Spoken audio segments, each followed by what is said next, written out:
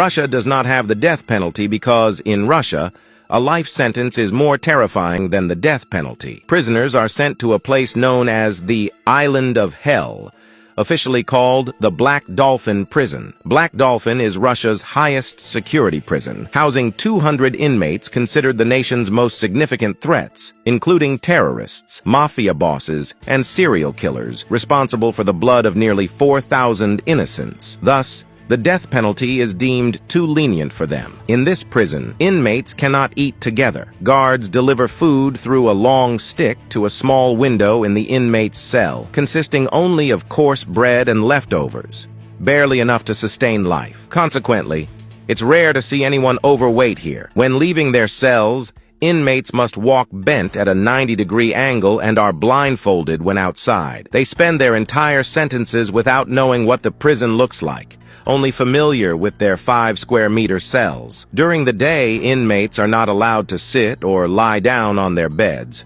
only stand. Lights must stay on at night, and covering the light in any way, including with clothes or arms, even covering the head, is prohibited. They must also remain active before sleeping. Failing to meet activity requirements results in punishment.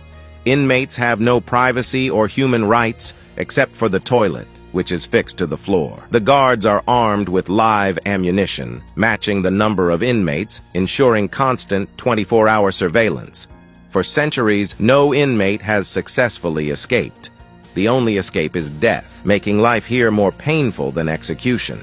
Some inmates even fake escape attempts, hoping to be killed by guards. To prevent suicide, guards confiscate anything that could be used as a tool for suicide. In theory, inmates are released after serving 25 years.